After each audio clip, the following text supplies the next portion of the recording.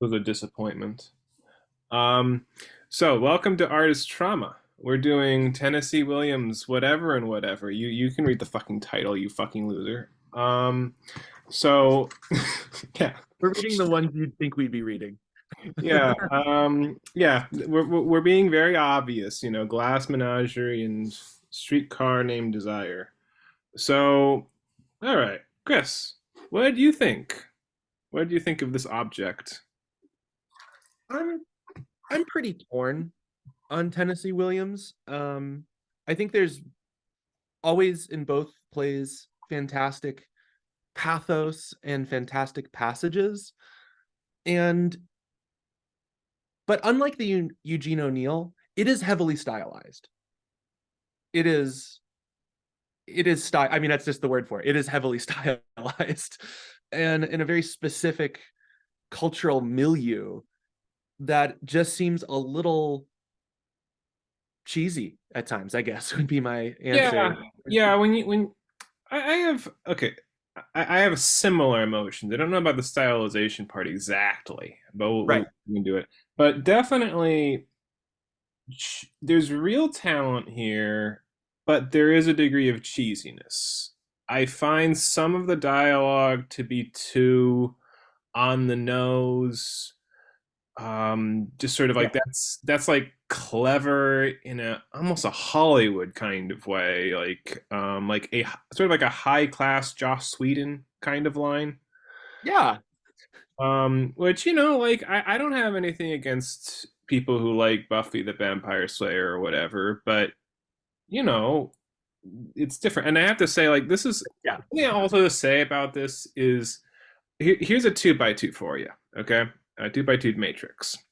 We got things I like, things I hate, um res- things I think are good, and things I think are bad. I got Yeah. things for all these things, like Eugene O'Neill and Chekhov. It's great and I like it. There are things that are bad and that I hate, like V for Vendetta. Um, Yeah. there are things which I like and that are bad, which is like a lot of video games, like Final Fantasy X. I think it's a fine kind of story. I cried, but it's Final Fantasy X. Um, and then there, and I didn't have, and I didn't really have and I have things that I think are good. Okay, actually, I got confused there for a minute. And there are things that are good that I don't like. Like I think Virginia Woolf's very good. I think John Yeah. Janae is very good. I fucking hate them, but they're good. Yeah. Um, Yeah. now this was the first example, at least in this podcast, where it's like, oh, here's something that I think I enjoy, I actively enjoy, and I think it's bad. Um, or he's not very good. Like this is not what I hold up. I would not teach this in a class. This kind of book. I think I think that well, I'd still teach it, but it's because it's so historically, it's so the mannerisms that are in these plays are just so copied that like it's good to show people where they are, but also to say like look, like is the glass menagerie for real or is this kind of funny? Like there's like I had a problem with the main character Okay, with the so let's just get into Glass Menagerie. yeah, Let's let's just talk go about for it. its Like tedious I, abstractions. Thank you for your patience so far, dear viewer. I had a problem with the glass menagerie, but I don't know if it was like an objective problem or if I just was rolling my eyes So, during so, it. so, so just so people know, the Yeah. Glass Menagerie is about a family living in New York, and the son works a lot to try to support the mother and her sister.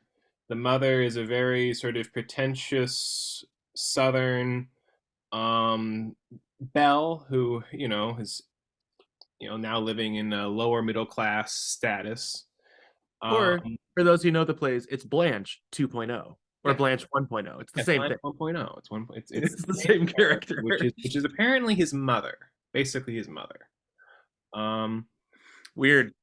so he's And what else is there too? Oh yeah, and then there's the sister who just sort of lives in her own little world and with with their little glass animals, hence the menagerie. Yeah. And the son who's sort of a frustrated idealist. And there's various innovations about this play which I have mixed feelings about. So, what are you going to say about it? I want to start with this one because I thought it was less successful. Yeah, yeah, I just think it's not a good play. I think Streetcar Named Desire is a good play. I think that it's a classic and it also infuriates me. But I think that the Glass Menagerie, I guess my main problem is,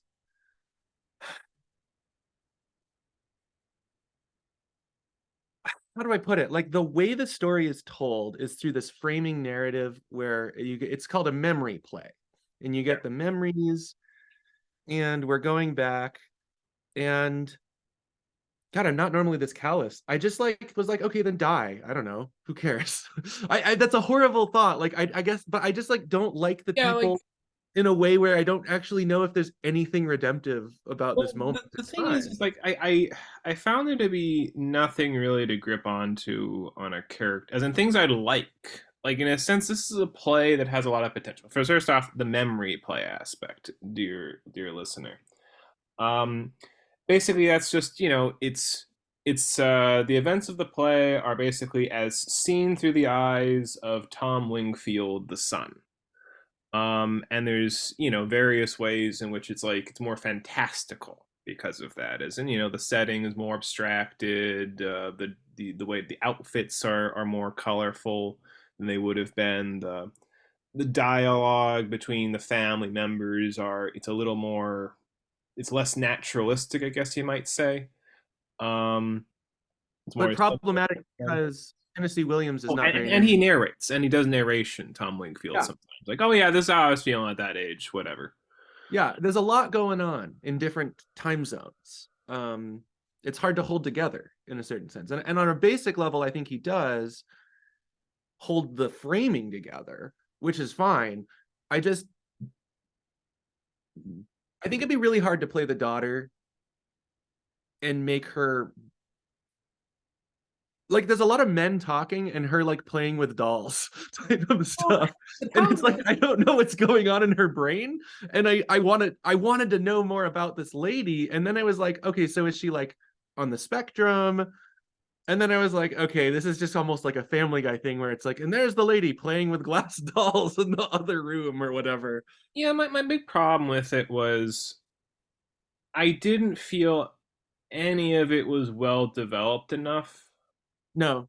As in, I think Amanda, which is, Blanche 1.0, I think she comes across fine, as a Yes. character like this. She's got the past she's holding on to. She can't escape the debonair memories of being an attractive I had suitors by the dozens or yeah, whatever. yeah, Yeah. yeah, yeah, yeah, yeah, exactly. Um, it doesn't really. I guess the frustration there is it doesn't really pay off in this play, like that character. Tom Wingfield, the son, is like, okay, he's this frustrated poet who wants to go and see the world and have adventure, but there's no description of what's so exciting and adventurous about life. Like, this is a great contrast with the character of um the, the younger son, In not the O'Neill, exactly. I yeah, thought of, I thought how wow, everything that Tennessee Williams isn't doing, he did do. yeah, as in like basically all the he ever does, the Tom Wingfield in this play is like, oh, I go to the movies and I kind of want to see the world, and and when I'm at work, if it's not busy, I'll go to the bathroom and write poetry. Um, that's kind of all you get for his vision, but you really get it with the younger son in Long Day's Journey into Night, because he goes into, hey, I was on a boat and I had this religious experience, or I was out on the beach and I felt like I was really one with this world. And there And I was was, there with him. yeah, I felt the ocean. I felt O'Neill did just it was just so vivid in you that. believe in the poetry and you believe in Yes. the feelings. You believe here's a great man. And as far as you can see with this Tom Wingfield character when you meet him, it's like, okay, so I don't know, I like watching movies and he became a sailor later. Great. Like And there's no that's sort sense of, that he's special. yeah. This was Tennessee Williams' breakthrough play, right? If Yeah, I yeah, it remember was. right. It was. It does have a sort of sophomoric feel that Streetcar Named Desire just doesn't have. Yeah, It has a like a timidness that is only excusable because it's his breakthrough play, right? Like it's this sort of like, well, if you're gonna write in this flamboyant gay way, in which can be great. I mean, that's how Balzac is, like everything. You have to push it farther because otherwise it's just caricatures of people not doing their extreme behavior. Like it needs to push things to its logical conclusion. And here it sort of tries to in the fact that, oh, it's a memory right before he left, just like his papa. But like, I don't care. I don't know why, but I didn't really care yeah. about the emotions. The thing is, I almost just want to say, it just felt like the elbow of a play. You know, like that's how Victor Hugo describes like classicism. Of you don't actually get to see like the big events in classism. Everything important happens off stage, and like Corneille or Racine, apparently. And Mhm. this just feels a bit like that. Of like, okay, the only thing that happens, and it's kind of nice. Like I have to say, this is almost like a good first act in a certain kind of way. Where it's like, okay, So like we're shitting on this, but like we're shitting on it. It's still like there, there's great moments still in the play. Like it's worth yeah, shitting on, no, but no, like there's a like there's he's a great writer. It's just there's just huge issues here. yeah, it's like if I were to learn that this was going to be on, I'd be like, yeah, yeah, I like to go see that. Not going to have like that. I'm not going to expect to leave the theater glowing or something, but I feel certain kind of magic would have been carried off to me. Um, I my problem with it. Okay, so like Tom Wingfield character, it's like yeah, he's an artist, but whatever. Like Amanda, okay, she's definitely a Southern Belle, but you don't see where that leads her. Like it's just like okay, this is a thing, and that's something we'll talk about with Streetcar Named Desire. Oh, that leads her somewhere. That mentality. Right. That It needs to be more. It needs to be more No, it is perverse. What needs to happen is that it needs to execute on its perversity. Like yeah, she would sleep with the suitor. Like there needs to be some violation. I yeah, yeah. think No, that no. I think that's exactly happens in right. I mean, and that's again the contrast with the O'Neill from last time was, hey, like this guy is like okay, like we have a skinflint father, and that has specific fatal consequences for the younger son, and the older son, he's a fucking jerk, as it turns out, and that is part of the reason why the younger son is the way he is, and the mother, she's an morphine addict, and that doesn't quite have consequences, but it just add. I mean, it has consequences for her, but at least it adds to like, yeah, like here's this really screwed up part of her personality and how that just sort of and well actually that's partly and it adds to the whole atmosphere of the play and like her ultimate fate that we can imply that's implied. Yeah. It's like Yeah. all of it pays off. The fact that she's the Southern Belle, it's like okay, you could have replaced her character with just like generally concerned mother. Well, you can't replace Blanche in Streetcar Named Desire. Like she has to be that way. There's also like a this is a little bit horrible because the daughter is what's the daughter's name? I forget. Laura. Laura, there's a weird like it's very I think it's very valid in this play to go the reason why Laura falls flat is because of the reason she falls flat in real life. Like Yeah, that's actually I kind of but funny. her, Yeah. like she's so shy, but she's so shy actually in the play that it actually creates a gigantic aesthetic issue, right? Where it's like we don't know this girl like at all. Yeah. Okay. Like, here's two ways. Again, for the viewers, it's like, the Laura is presented as intensely shy, as in she quits like your little secretarial school stuff because she's physically ill when they try to test her. And then she doesn't do that. She spends all of her time, basically, ever since she got out of high school, which was like 6 years ago, basically just playing with her little glass animals. Um, which nothing wrong with playing with animals, with little fake ones. That's a fine, respectable thing to do in a certain dimension. But um, just want to say, I know but I'm shitting on her a but when lot. like that's all you're doing, that's kind of an issue. And Well, what and if the whole play? Oh yeah, go for it. Sorry. yeah, but okay, so that's what she's like. And the thing is okay, she has this private universe that's deeply implied. She's living in her own little world of fantasy. Um, but the problem is we get almost no indication of what that world is like or why it's interesting or why it's boring even. It's just sort of like okay, she plays with them and there's no sense of she gives us a long monologue about yeah like they have these relations with each other and tell these stories about them and I have this sort of sense of magic about them. Like you get a tiny bit of how she thinks about them when like the unicorn loses its horn and how she sort of like you just want to be like the other horses. Like you see a little bit of the stories she tells herself, but nothing really. And okay, No, and what you on also the see. one hand, you could have pulled back the curtain completely, like I'm saying, or you could have just given a few weird aspects to make it completely mysterious and bizarre. Her world, Yeah, like you don't know her desire at all. Like she takes a glass thing and as he's leaving, moves to throw it at him and then doesn't. Or something. There has to be some yeah, behavior that like betrays he's actually fucking mad about in life or whatever. just some little thing that just gives her a sense that there's something interesting about the world she's withdrawn into. Like why we should care, and like why did she do this? Like I mean, there's a little bit of like why she does it. Like, oh well, she's a very shy girl because she's a cripple. I guess it's a bad word now, apparently, cripple. But I don't Well, know. it was That's an where the issue. play is using. I'm using it. No, it was an issue in the play. Remember in the play, no, no, no, don't call her a cripple. She's and then they said something which sounded infinitely worse to me. She's just a little broken. And I was like, or was something. And I was like, well, that sounds way worse in our language today. Because it was either she's a cripple, or on the flip side, they described her as, just a little defective. And I was like, well, that sounds awful.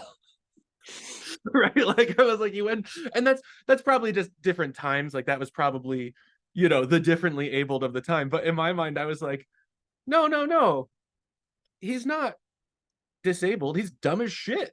It was just kind of that parallel weirdness to me. this is one thing. Okay, here's a contrast: is all three of the main characters live in their own kind of world, in their own little sort of glass menagerie, in a sense of literally with Laura, the sister. With the mother, she's always talking about what it was like to have dozens of suitors and like reliving the past in that way. And then there's Tom, the son, who's like, like wanting to write poetry, wanting to go become a sailor or whatever.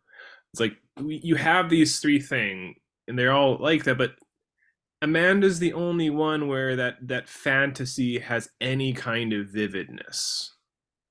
Um, Yeah, and I think that's a serious rewrite of problem. the play, total rewrite of the play, right? One way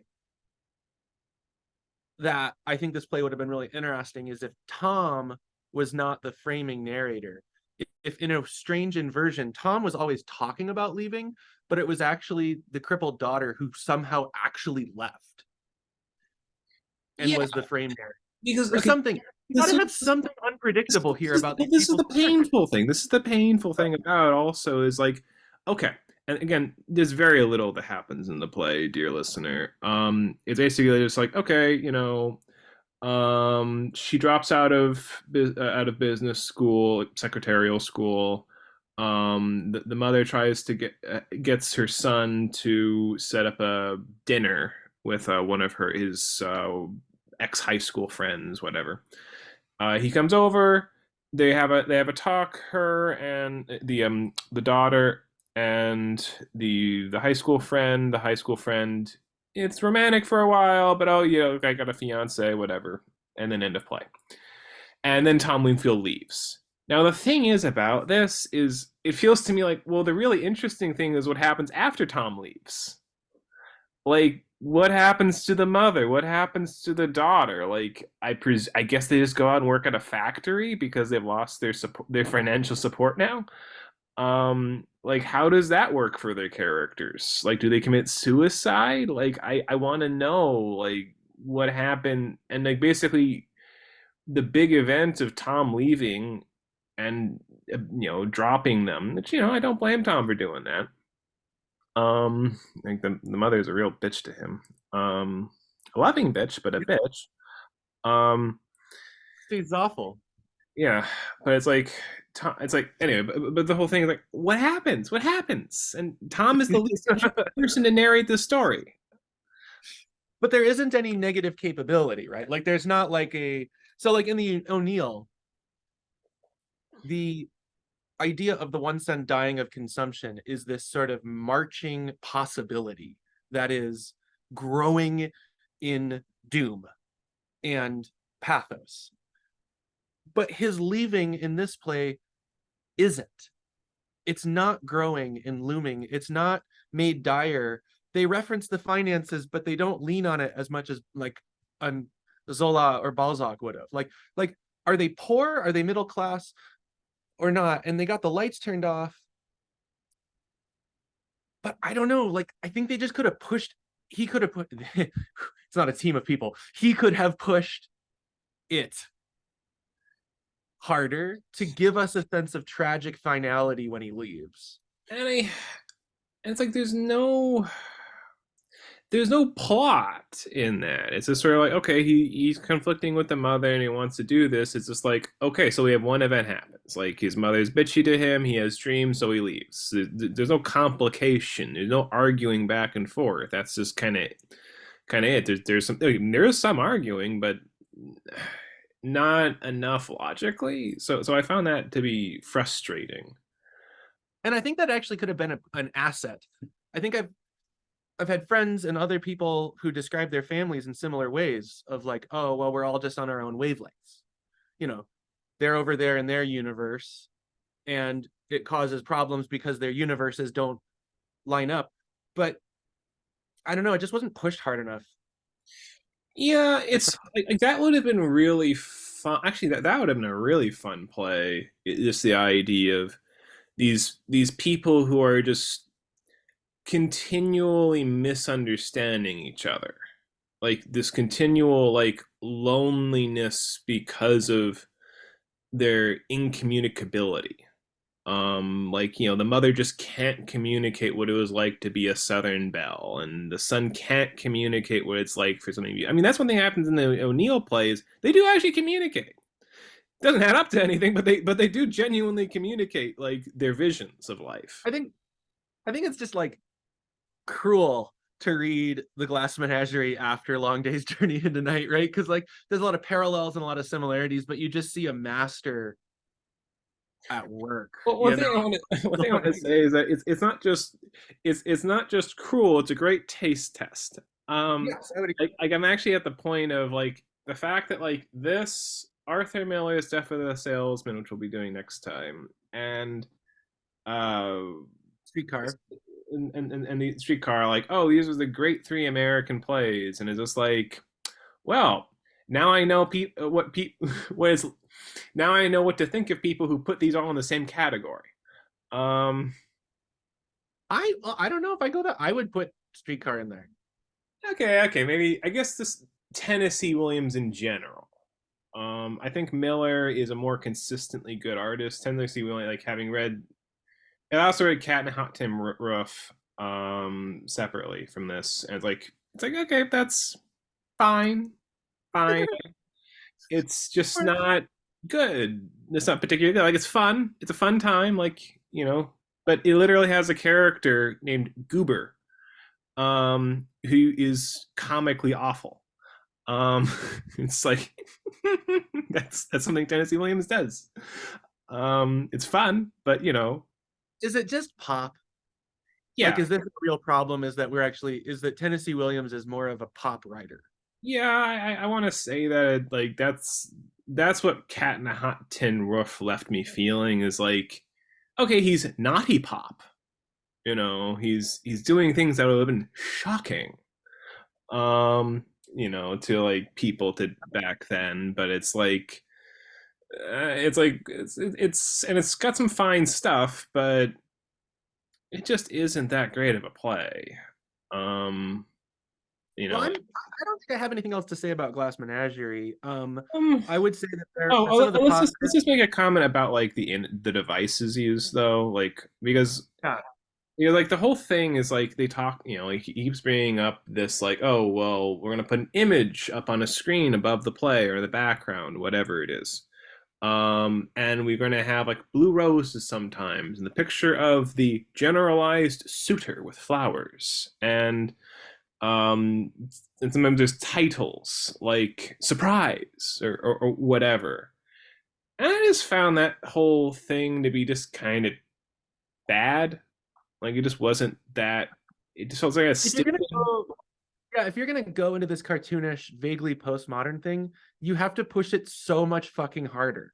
You have to have people with cue cards. You have to go so much farther on.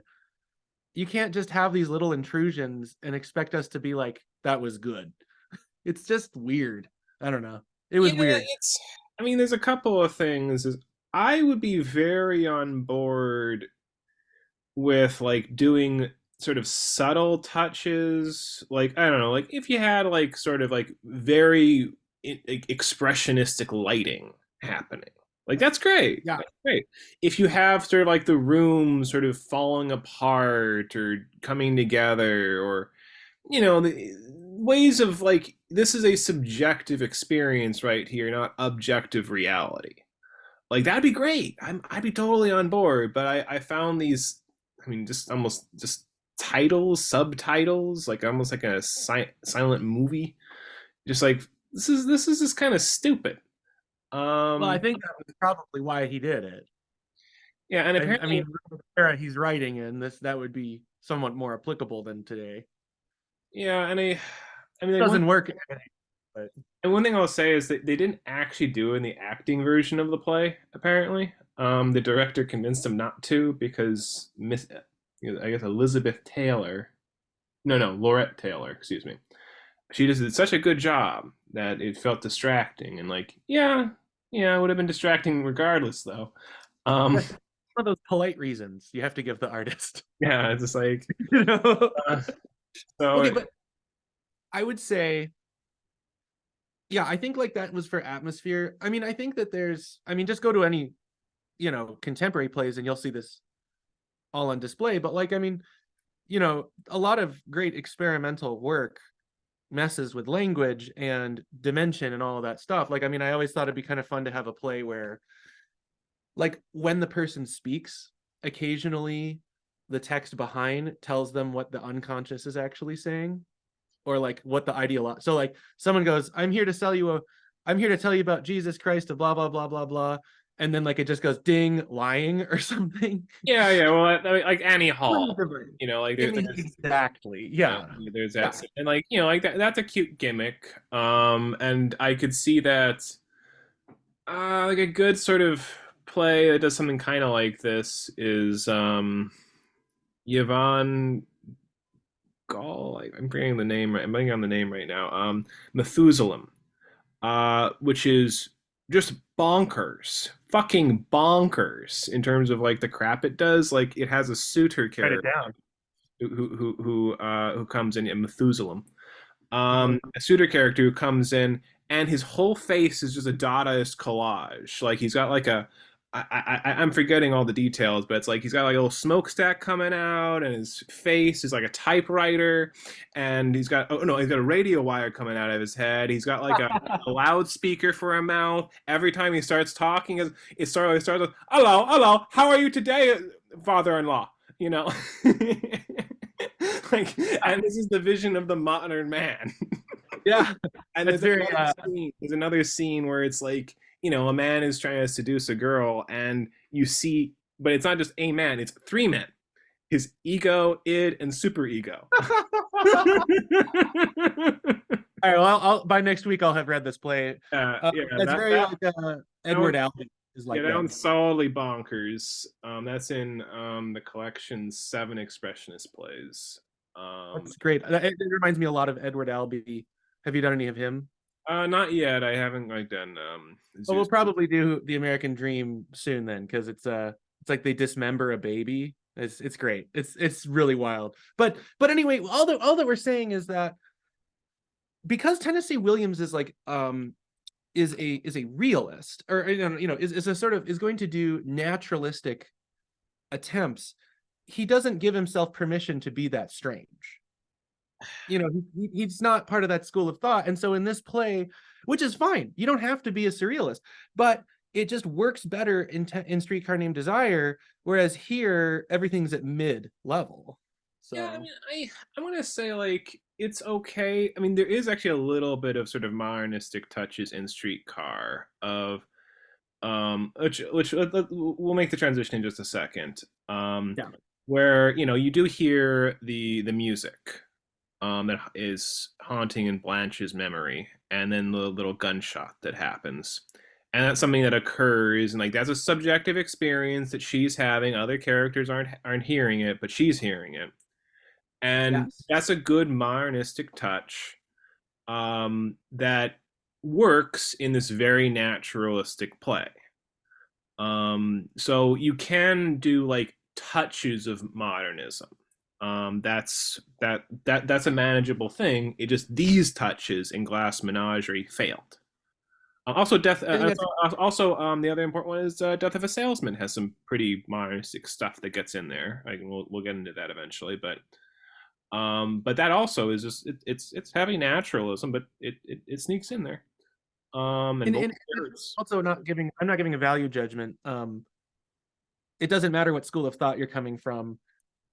Good is good, bad is bad. Like these in all these different camps, good can work and bad can fail. Like it's not that naturalism or modernism are inherently going to produce a more or less valuable play at this time. It's just yeah, it's just he was reaching for his techniques in the Glass Menagerie, and he had them more figured out. I think it was good. I mean, it's reasonable. Like he tried something weird and different, and something. I like this idea of a memory play. Like I like the subjectification of the events of a play, so that it feels like your nostalgic memories of the past versus the reality. I like that idea. I think it's genuinely brilliant. I would like to see a play that was like that. This is not that. This is not a successful um, concretization of the ideal. So, Yeah. All right, cool. Let's do yeah, Streetcar, yeah. because Let's I almost would flip it around. I really respected this play. And I looked all the things that bother me about Streetcar Named Desire are ultimately the reason why I would actually say that I had parts of it that I didn't enjoy, but I put it over on the side of great literature still, is because everything that I had trouble with did not hinder its impact by the end. It still was deeply impactful, and I believed every character, and I was with it. The stylistic weirdness of certain mannerisms and over the topness didn't essentially destroy the play for me. Okay. Well, one thing is, I was being critical of it earlier. I don't think this is on the level of Death of a Salesman or Long Day's Journey into Night, but I still think it's a perfectly fine, respectable play that people should talk about. It belongs in the conversation. I just don't think it's nearly as profound as those other two plays. I think the characterization is excellent, just straightforwardly excellent in many ways, and we'll get into all the characters. Yeah, especially obviously Blanche and the what's the guy's name? Come on. Family. Yeah, God, he's great. It's iconically great. I would completely agree. I think that there's ways to read this play and expose some depth. I think that this play is just like it's about sex and gender. It's about man and woman. Like it's really is this is more of a battle play in a sense of the sexes. between these two main characters. Yeah, there is a. I mean, there is a battle. I mean, I think that's the right way of putting it. The major. Okay, so just so the readers know, Mhm. um, Stella and Stanley are a couple who live in New Orleans. Um, as he's a factory worker or whatever, something. Not like the lowest class, but it's a small apartment, three like two bedroom, one bath. The wife's sister, Blanche, comes into town and uh, well, basically, she tries to get married to a guy named Mitch. She doesn't succeed, and that's kind of the story. Now, there's a lot going on here. Like Blanche is a both Stella and Blanche grew up on a southern plantation and have that background. You don't see that on Stella. She's more or less become like her environs, while Blanche is still living the dream. Yep. Um, Only one of them is a piece of work, so to yeah, speak. yeah. So anyway, so let's and Stanley is Stella's a Stella's not a good normal guy. sort of woman, but like Stanley is he's quite the personality. He's a very intelligent and brutal kind of personality, as we'll get into. So anyway, what were you gonna say? Well, you know, um, the the electricity in this play is only possible through Stanley and Blanche. Yeah. The danger, the allure, the assault, the violence, the lies. Okay, I mean, so Blanche is a liar and Stanley's abusive. Like that's their battle weapons they're going to use against each other. I mean, what you want to say is Blanche lives in this world, in her world of fantasy, in her little glass menagerie of having been a Southern belle, living on this great, plantation with mansion, whatever. And she's always talking in that sort of highfalutin fashion, looking down on Stanley the Pollock. Um, And finally, like, it would be a pole, woman. yeah, people from Poland are Poles. And I'm not from Poland. I'm an American, which I really like that line. Like I feel patriotic when I hear that. I'm not even being like ironic. Like I do sincerely feel like, oh yeah, it's just great to be American. Um, but uh, that's what Well, America. wait a minute though. When we say it, what we're on the side of is a very specific version. It's not I mean, everything Blanche does is intrinsically American, but that's not the patriotism that we side with when he says that. Yeah, well, I okay, would. it's not a play about America, okay? So I don't. So I just want to like put that. So I don't want to get into those issues. But I I was just felt gonna say that. patriotic when I heard that. I don't know if I'm supposed to feel patriotic, but I felt patriotic. Like Oh, no, I'm. I was just questioning that a little bit because both characters represent Yeah, different parts no, of I America. think you're right. I think it's Uh, represent. I know. I think that's a good point. I just don't know what to do with that beyond that. I guess that's anyway. yeah. Um, Well, so, I so mean, it's not super deep. It's just yeah, funny. yeah. As in Death of a Salesman, there's a play about the American dream. Like, it's about Americanism to a big degree. But like, here's a play like not a central issue. Not Yeah. a I mean, this could be set anywhere and any like it's kind of more of a fundamental battle of the sexes. Like it could be set in ancient Rome. It'd be stupid, but you could do that. But like it wouldn't. It's going to be the same thing. yeah. Like no, it could Like be no. I don't even think it would be even that stupid. Just the idea of you have a woman who's living in this world of fantasy, and you have Stanley, who is a very hard-nosed realist. And you see that in a lot of like ways of like he's very God Stanley Kowalski. I'm blanking on the last name. Um, but Stanley is there's all these things about him. I mean, one thing is like he does strike me as a competent sort of person who can get things done. He has a certain cleverness, like brutal cleverness in a lot of things he does. He just mentions things like, well, we have the Napoleonic Code here. And like I'm gonna have my friends looking through your through all of our clothing to see if the mansion didn't evaporate into there. Or like just all my lawyer friend looking through all these people. There's things. It's a little bit. It's not that smart, but at least it feels like how he's thinking. Well, yeah, I mean, it's not his sin. Yeah. I mean, his sin is that he's just horrible. I Yeah, mean, if his you look at the his play, he's just awful. He's just like he just would never ever want to. He's like, what's his name in the Eugene O'Neill play? He's the brutal kid. You just Jamie's on a higher level than Stanley Kurowski.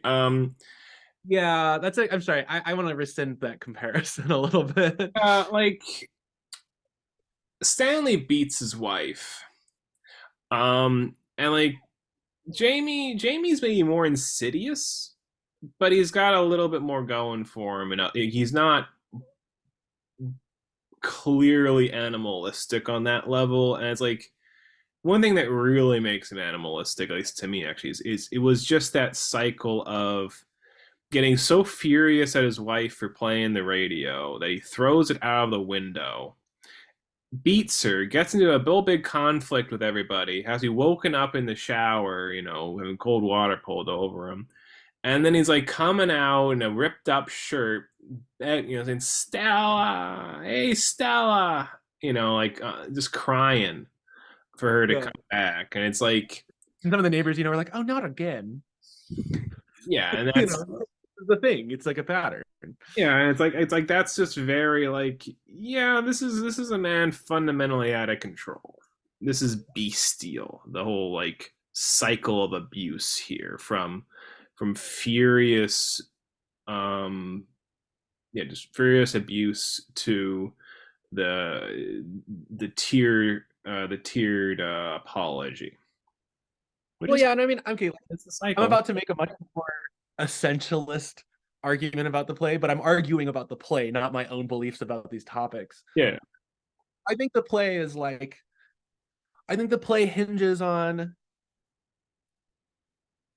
here is toxic masculinity. It's a brutal, rapist, animal, shirt off guy. And here is toxic femininity. It's, oh, I'm flighty, I'm lying. Oh, you don't know, I could be the queen of England.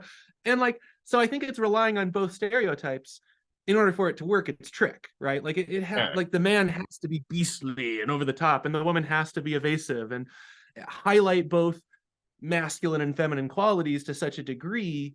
And what do you get? One, you get total fantasy, and in the other, you get animality, right? Yeah, no, I think that's actually a pretty good way of putting the issue. I think they both of it's toxic femininity and masculinity here. And the two other characters, like in the significant characters in the play, Stella and Mitch, Stella's a woman and Mitch is a guy, but they don't stand out as archetypes in any way. You know, Fine, you could probably room with them and not get shot. We'll like say like, that. like they'd be fine as co-workers or whatever. Exactly, they're just normal, like just like baseline normal. But I think that this is where I think that that Tennessee Williams and Balzac have fundamental attitudes in common, and there is this grand sense of sin. Sin's not really the right word, but like fault, I would say. And that results in deep emotional romanticism and over the topness and murders and rapes and all sorts of just crazy behavior, because Balzac has a string of novels where people go completely insane due to their defect, whether it's gambling or drinking or whatever, or lust. It's the same thing. And I think Tennessee Williams in this play, it's still in that thread. there's there's still this over the topness to the characters based on their default or whatever, or defect or something. Yeah, I feel with Balzac though, one difference is Balzac has more of a there's more of a sense of purposefulness with his characters. They're still out of control, like they can't choose what their value is, and he has a line somewhere in Peregoria where he says, we all have everyone has their own little vice, which drives them and they can't get enough of, whether that be, women or alcohol or their love or music. Then I like that, by the way, because like it's not just what we normally think of as vices. The starving musician is also in there, in his mind. Yeah. And that's what we had in the unknown masterpiece. Is like like he has this vision of a great work of art, and well, the unknown masterpiece is the way it turns out. Um, Yeah. It's like no matter what it is, the fantasy or death drive or whatever it is can take over at some but, point. but here it's the characters don't have that level of obsessiveness. Like Blanche is just sort of being vaguely. I mean, earlier on in her life, she's just kind of slutty. Finding comfort in whatever stranger happens to be around. Yeah. Um, and then just sort of like being, living a little fantasy world outside of that. And then there's Stanley, who's, just, kind of a jerk, and he's gonna be fine in a sense. Like that's not gonna come to a climax in his life, the fact that, he's a bit of a beast. And he rapes his wife's sister. Oh Um, wait, hold on. Isn't it does come to a climax for Blanche. Blanche is carted off to the loony bin. but it's not like just Climax for like, her. but that's more. I want to say that's more. That's not really so much because of the value she was pursuing. Almost, it's more just like, yeah, like that's just something life does to you. Like your past is catching up with you. While in like Peregorio, it's like, yeah, like Peregorio, like he's ruined by his daughters because he loves them so much and can't help but like do things for them. Oh, so I mean, okay, would you say then that where Balzac is just better is that the tragedy is more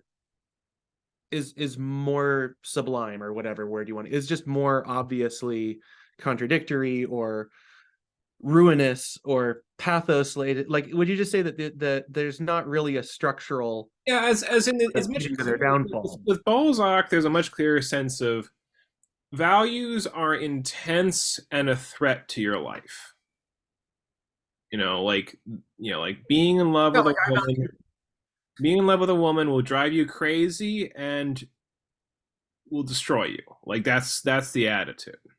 and that's also just Balzac's attitude in his drama is playing out in fiction, but it's also playing out in his real life. He Very strange choice of addiction, but it makes sense for Balzac. He was a caffeine addict, and I don't know what that means, but like he would drink like 50 cups of coffee a day.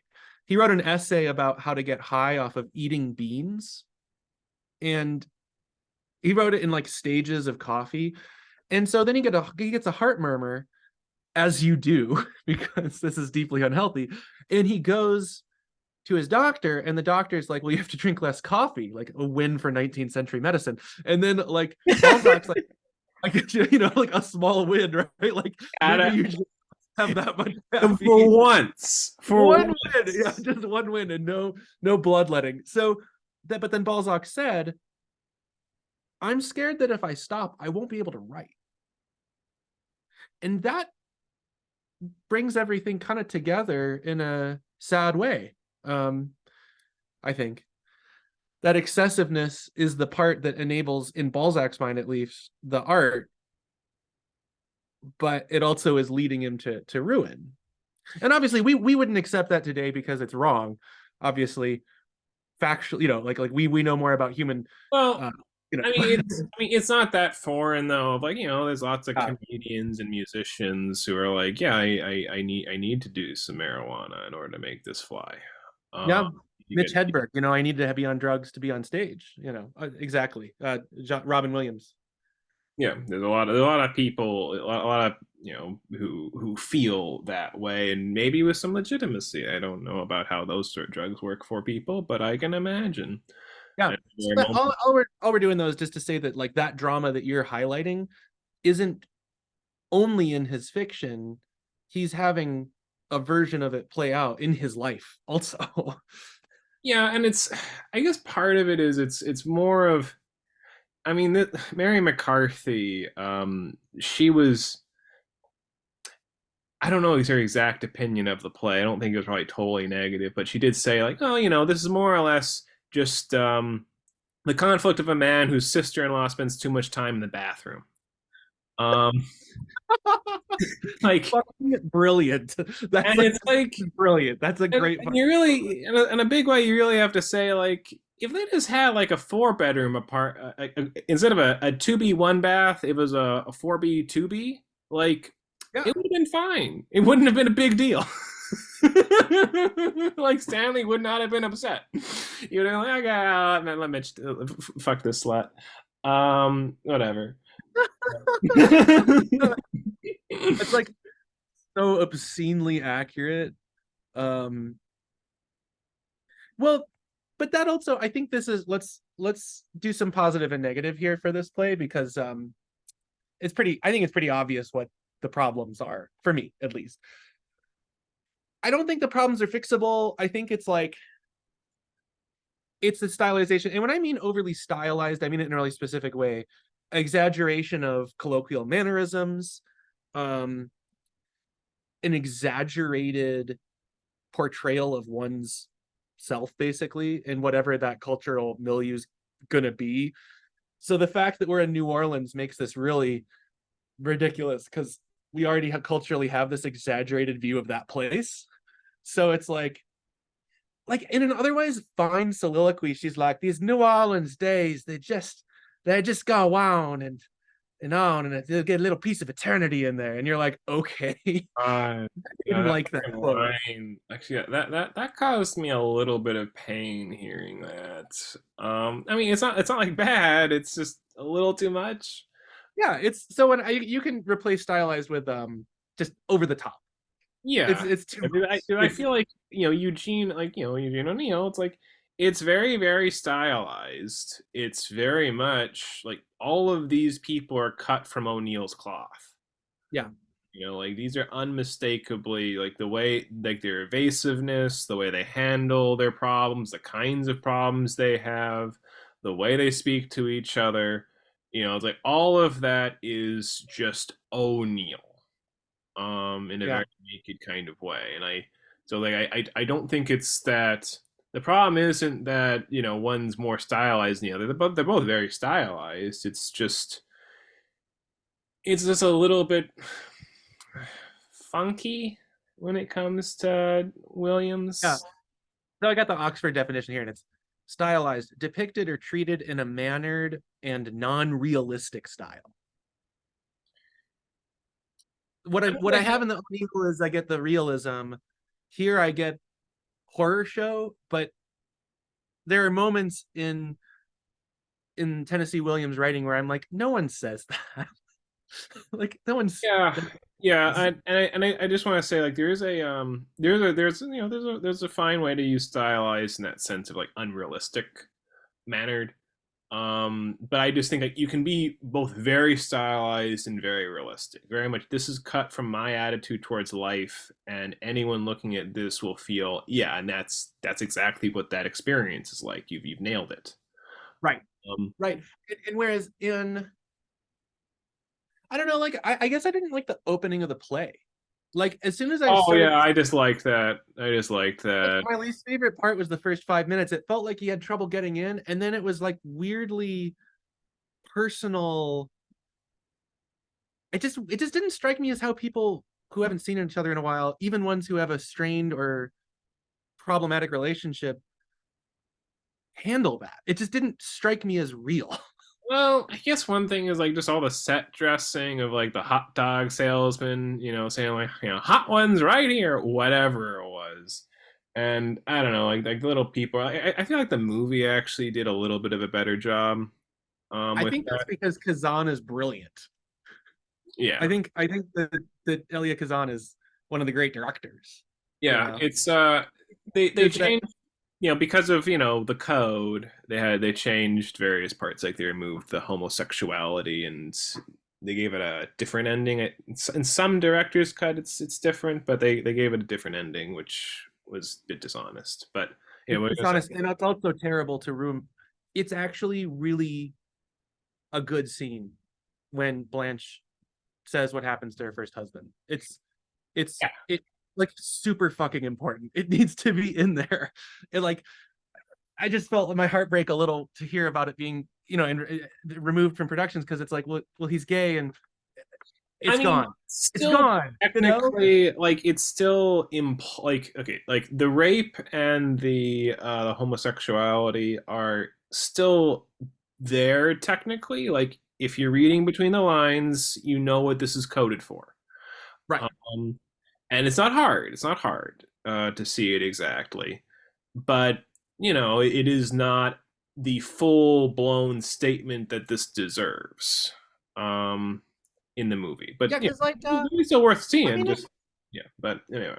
okay, so I didn't watch. I have already seen the Elia Kazan version with Marlon Brando, who is amazing. Of course, he's Marlon Brando. I watched the 1984 movie with Randy Quaid. What the fuck are you doing, boy? And Um, so it was okay. Like it's like got like a 70 on Rotten Tomatoes, and I agreed with that. It was like it's fine, but the problem is that Randy Quaid depicted Stanley as all animal.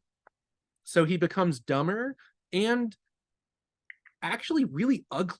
Like he's all sweaty and gross in this version. And what you lose is the fact that it's super necessary for there to be an allure, both for Blanche and Stanley, yeah, for us as viewers. Stanley It becomes has to be. He has to have an animal cunning and allure to him. Like yes. there has like that. I mean, just like you're saying, it's toxic masculinity, which is nonetheless masculine. And it's alluring. Otherwise, we wouldn't it wouldn't exist. There's a And draw. yeah, it's like, yeah, like it has to be believable that he would beat his wife and she'd come back to him because he is alluring. It has to be believable that, yeah, he is this kind of ladies' man who can just see through Blanche in the first moment of, yeah, I know what she's about. It has to be believable that he, I don't know, just goes bonkers in the way he does. Like there has to be a degree of strength there. So There is also, I mean, this is just a little too structural prettiness, but I think it works really well. So her sin is she lies and is in a world of fantasy. His sin is he's a brutal, violent person, but he's brutally honest until the climax of the play. Then their roles reverse because Stanley lies about the rape and she is telling the truth. They flip. um no, I don't quite see it that way, as in, um one thing is, like, yeah, he lies about it, but he's not lying to himself about it. Like he's very much a realist with regard to himself. He's Mac, as in, like, it just, to me, I just take it for granted that whenever he's out of town, he's pinching whatever piece of ass he can get, and he's been lying from the beginning. To like Stella, like I just presume that. So it's like he's a Yeah. realist.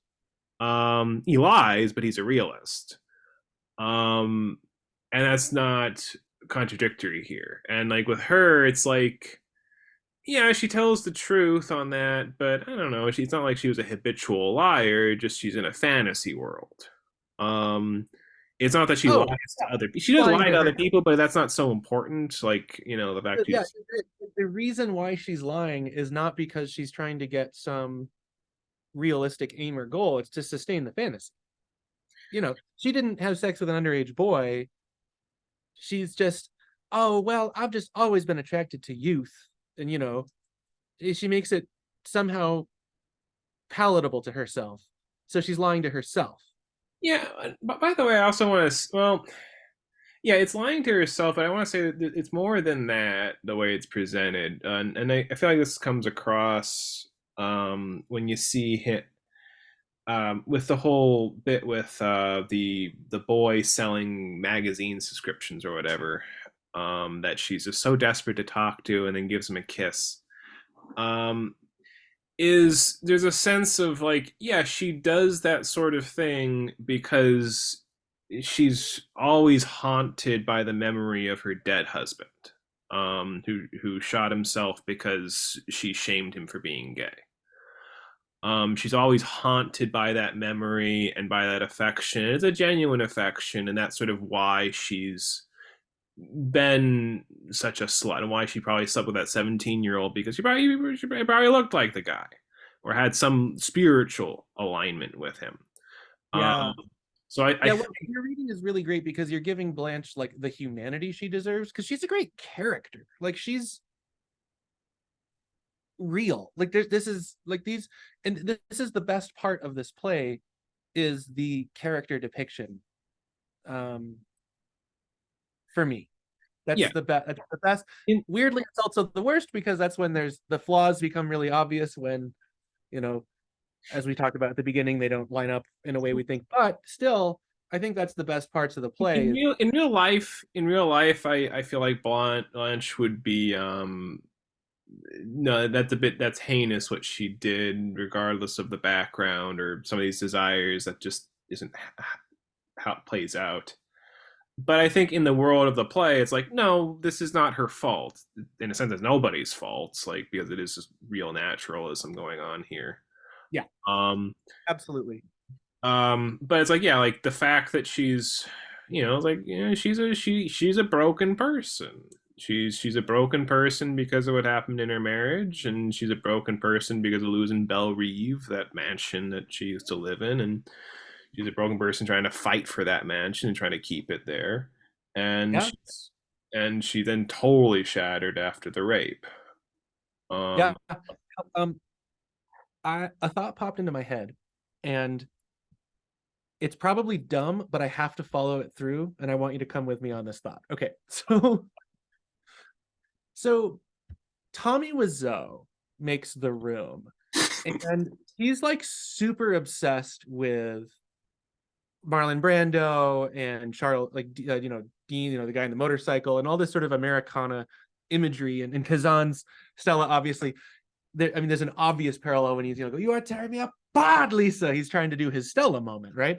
And the that's not the only thing I'm trying to say. What I'm trying to say is that what Tommy Wiseau, being a deeply non-aesthetic man, is getting from these works is the faults of these works, the over the top, the unbelievable, unrealistic parts. He's not learning the characterization or the pacing or the setting or anything better about the plays. What he's getting from it is just the over the topness. Like what he's taking all the faults no, as no, no, no, this is a really interesting kind of point. I mean, a superficially similar phenomenon is like, I forget where it exactly came up, but the guy who wrote Fight Club is signing books, and one of the persons just like saying like, "Oh God, I really love Tyler Durden. He's just an amazing character you got there. He's fantastic." And the guy, and the author says, "You realize he's the villain, right?" Um, and there's a lot of these and like you have that with like Pink Floyd's The Wall. There was some racist group, the Hammerskins. I think they're Yeah. they're like, yeah, like, hey, like, let's use the hammers just like in The Wall. Um and Or yeah, it's and we can find a million examples of this. Yeah. like you have like whenever now this is a little bit.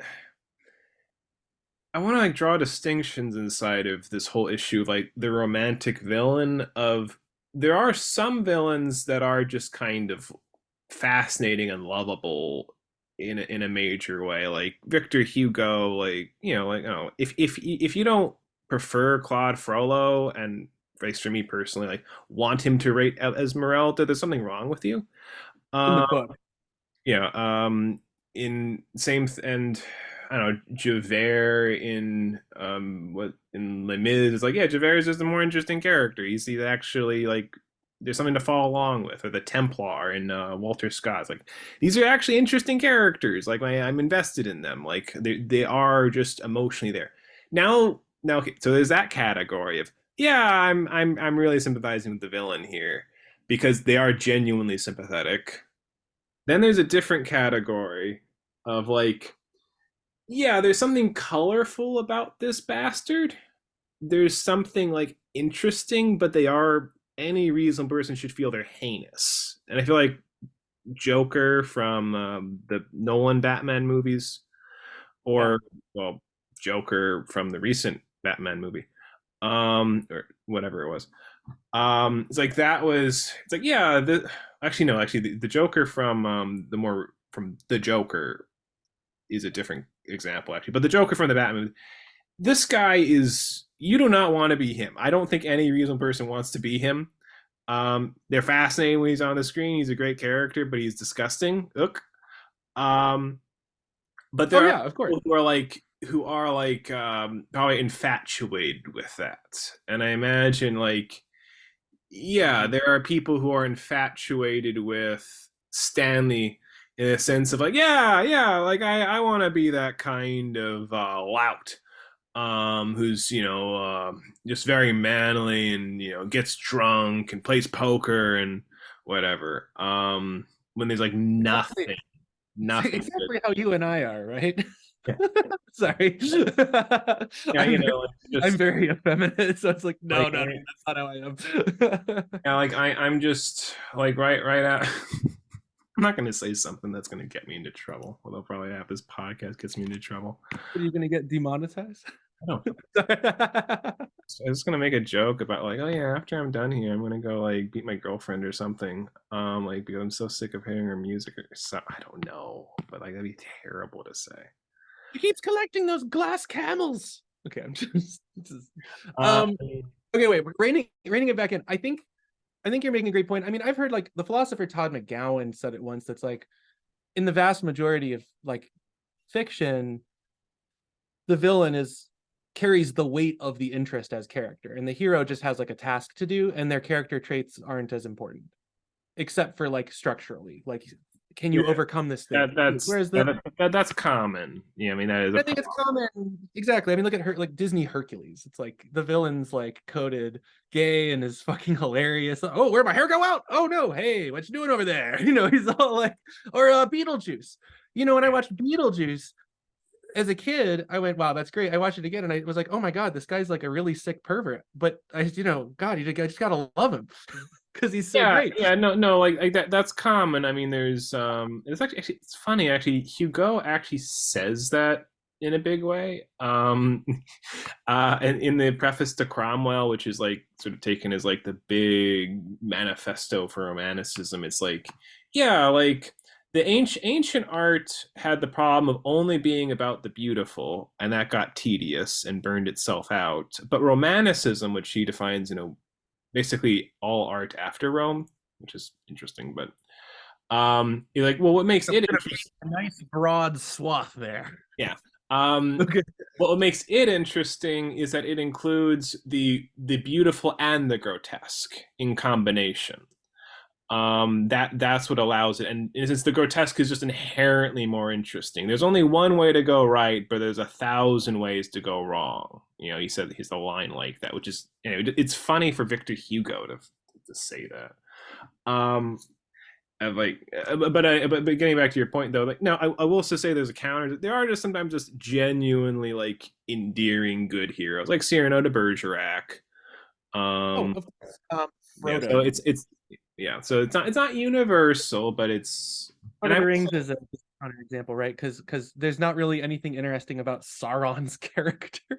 yeah, Completely oh yeah, insane. boring villains. That's a phenomenon. Oh You god. have villains that are either subjectivized in people, or you have villains that are forces of nature. Sauron is not like a man. That's stupid. Sauron is evil. Like like a force, not like it's he's just an eye in the sky. Well, Like it's not even you human. can have that be interesting, even like, that's what Lovecraft does. Evil is this mysterious force of nature practically that's beyond our comprehension, but Jesus Christ, this color out of space, like that's what you care about. You don't care about the detective character that holds the narrative for his books. It's like you care about, like, gee, what the fuck are they doing with fish? Um Yeah, yeah, exactly. um anyway, We're far away from it, and I also think yeah, that I think one of the reasons why even a lot of what we're saying falls a little flat is because like there's not really a villain in Streetcar Named Desire. yeah. They're No, just people. Stanley is odious. Um Yeah, yeah, of he is course. an unpleasant person in a way that Blanche, you lose patience with. You don't want her in your life, but yeah, she's traumatized, and in a certain way, it feels in a certain way like, yeah, she was trying her best, but Yeah. people can't really try to succeed in this life. The alternative is, I don't know, she ends up like Stella, which is just bland. Um, Well, yeah, because isn't there a thing where look, what's interesting about Blanche is her problems, her reality problems. She drifts into fantasy, and if she didn't do that, we wouldn't have a play. yeah, as I in don't know. You just feel like your husband's abusive. I'm going to go stay at a hotel, and then Finn. It's like, yeah, it's let's see, what could she have. I don't know. I guess what she could have done is, I mean, well, she didn't have the money to go to a hotel, but I guess she just could have been like, all right, well, I guess I'll just work as a clerk. Um, I'll just do some work, but that's kind of all you, or I don't know. Fine, I'll just go apply to be a school teacher somewhere else. Um, right. yeah, but like that's sort of, but her whole character. I mean, it is nice that setup of she's got. She tried to save Belle Reeve. She put all this effort into trying to save the old home. And this southern fantasy, and that's just her whole character, is saving that southern fantasy of what she's like. With her, rhinestone tiaras and whatever else that fake. I don't even know what the clothing's about. I don't remember what they said Just about. we're just more evidence to this through line of everything we've read that we don't really like the South. It's Yeah, like yeah. Faulkner, you're like, the South, and then you read this, you're like, oh God, Is a there whole other aspect. is there any? I don't think like, is there any time? I was about to say like Steinbeck doesn't write about the South. He writes about the West. They're not really. They're Yeah, that's not Oh, he the. does, in Travels with Charlie, he does, but Okay, that's I haven't nonfiction. read that one. I haven't read that one. Yeah, he was at Arkansas during desegregation. Okay, so I mean well, It's a pretty good. It's not the Deep South, but still, you get the Little Rock Nine, and he writes about it very well. you can write about one thing. Steinbeck just doesn't feel like a Southerner. He doesn't have that grandiose, pseudo Yeah. grandiose quality that these people have. Um, Right. I think that's because isn't he from California? yeah, I would imagine that would be the natural reason.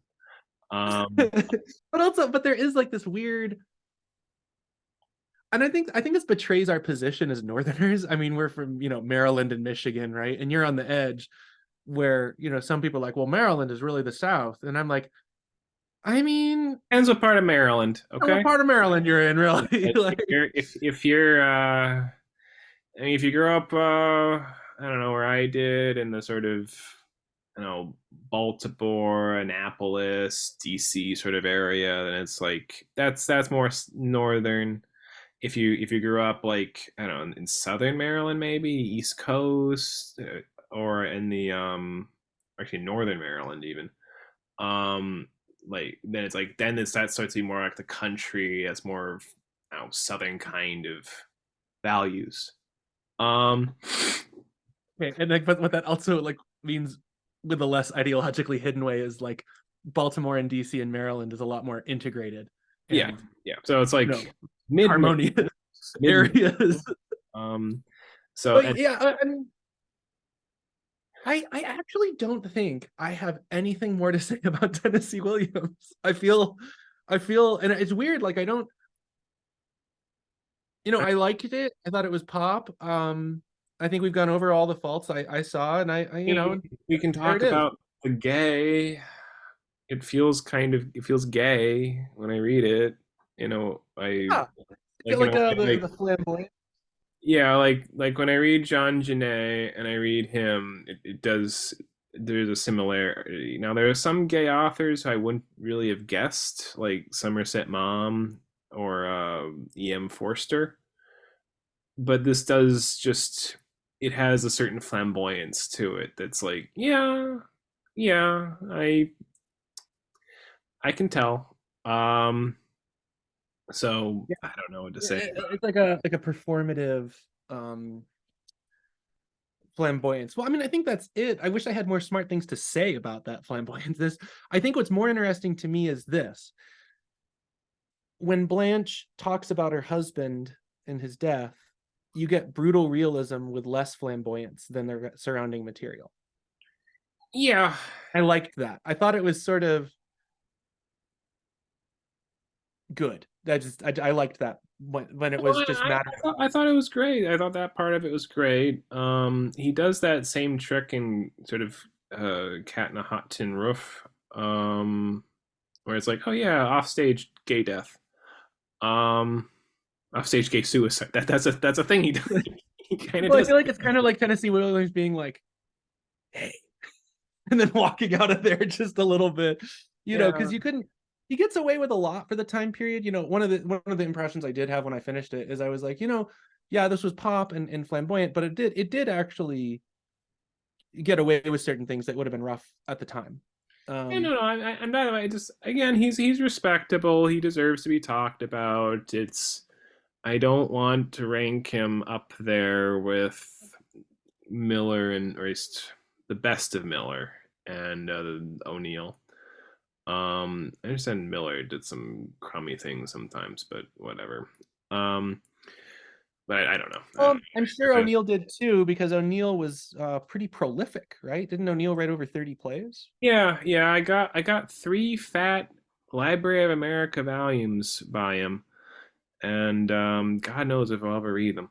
Um, read I them. just love the gigantic library you're building behind you Yeah, of yeah. just great Um, literature. yeah, it's nice. It's nice. Yeah. Okay. So I guess I got nothing more to say about. Because I think we're just in That's agreement. just a Like it's fucking good, name. but it's Streetcar not Named as good. Desire, by the way, actually, to say, that just sounds kind of like a gay name. It just has that Yeah. sort of flamboyance. But like it's baroque. It's like you're taking sort of an everyday thing, you're making it, big and colorful. Um, Yeah. I guess. I wonder if like I'd love this play if it kept the flamboyance but wasn't like Nolans. I don't know. There's just something about the stylizing of the New Orleans stuff where I don't know. It's Yeah, fine. It's not my thing. yeah. It kind of makes my skin crawl a little bit. Um, Well, I think what makes my skin crawl is I don't find it authentic when someone relies on their authentic or since I find it problematic when someone makes this deeply non-existential motion, which is that they peg their way of being based on where they are. Right? Like for Sartre, that would be deeply inauthentic because what you're saying is that you don't have the freedom to be your own way. What you're doing is you're just kind of absorbing yourself into a place. well, like this is an interesting kind of point to make. Um, Like people who say, "I'm sorry, um I'm loud because I'm from Boston," as they're getting arrested for like domestic battery or something. yeah, as in You it's know? as in they're letting their environment and upbringing and all that define them, and instead of just saying like, well, like I've looked at my past and these sorts of things do actually resonate with me and are important with me, and I've decided that, and these other parts that I don't resonate with. Because I mean, you can sort of say like with Eugene O'Neill, it's like he writes a play where the characters are literally his family, like almost by Yeah. name they are his family. Um, it's himself, his brother, his mother, his father, um, and he's doing that in this very concrete way. But it's like, yeah, but he's taking what's essential about them. He's taking like this is the inner core of what they're like and what I'm like and what I think is important about my interactions with them, and recreating that with oh with Williams when he's like just doing all his New Orleans stuff. It does feel a little more like plastered on, it borrowed. It doesn't feel exactly like him. I'm trying to think of someone who's just setting is like, yeah, this is very much this very specific place, and it's also inescapably him. I think there's a couple French writers. Um, have you ever read any Giono? No. Um, Rural French writer. I still say that. He's he just does rural France very Oh, well. here's one. John O'Hara. He does. Um, Yeah. yeah, like John O'Hara. Like he writes about a very specific part of Pennsylvania. Um, I forget the name of it right now, but it's hard to pronounce.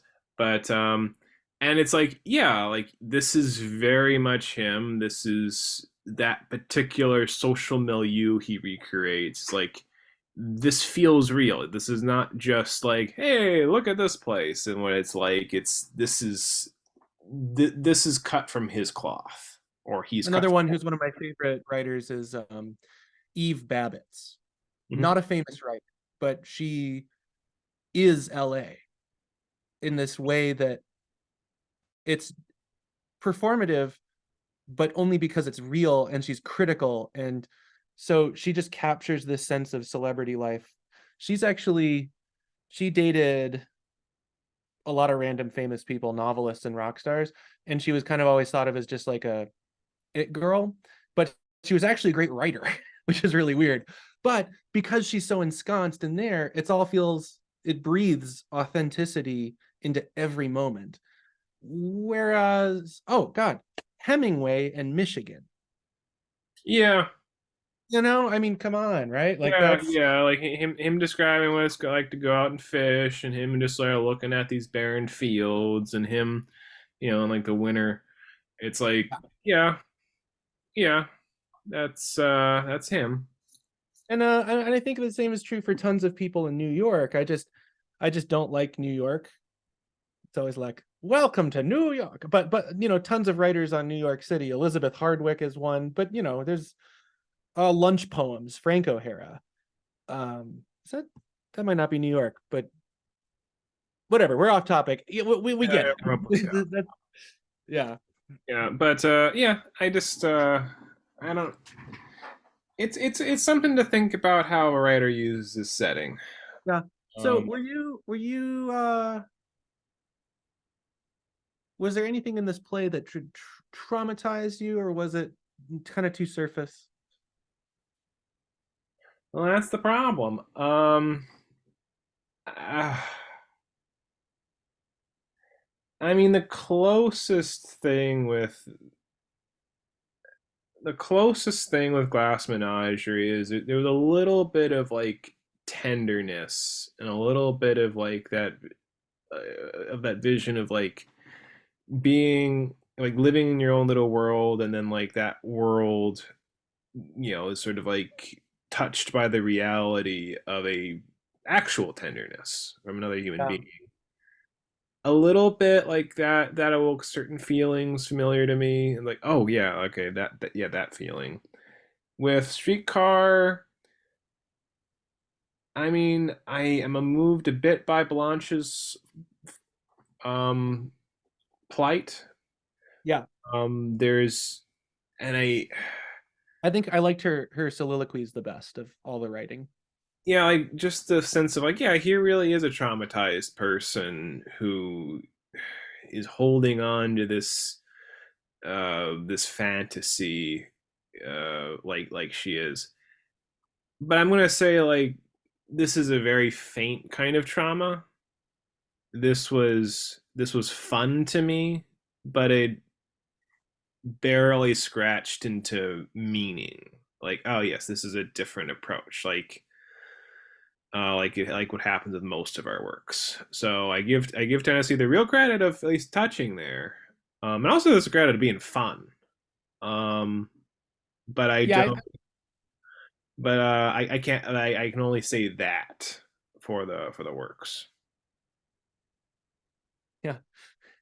I mean, I think that its faults are culturally what we parade around as the stereotype of the man going out going Stella and like all these little silly things are paraded around because they're silly, Yeah, I but never they're thought also of it that. silly in the original. They're not somehow not silly there. Yeah, that's actually kind of a point of saying Stella. That's taken the same way as Luke, I'm your father, and he's alive. It's alive in Frankenstein. It's Um, a lie. Yeah, yeah, it's the same type of call. it has that. Now, I'm gonna say Frankenstein a little more to Frankenstein. Actually, that's one thing. It's like the movie of Frankenstein has. There's actually more emotion. It's very boring, most of it, I have to say, because it's all very familiar. But like, there is at least a few moments in there that are like, "Oh my god, I'm crying. This is so sad." Um, Oh, I haven't read it yet, but everyone I know just loves Mary Shelley's Frankenstein, and I will read it eventually. It looks great, and yeah, there's real stuff there. There's real humanity. It's not just the jokes. yeah, But anyway, um, cool. yeah. It was good talk, Chris. Good talk, and we'll do some Miller next time. Yeah, I'm really excited for Miller. It'll be great. All right. So, bye, everybody. Bye bye.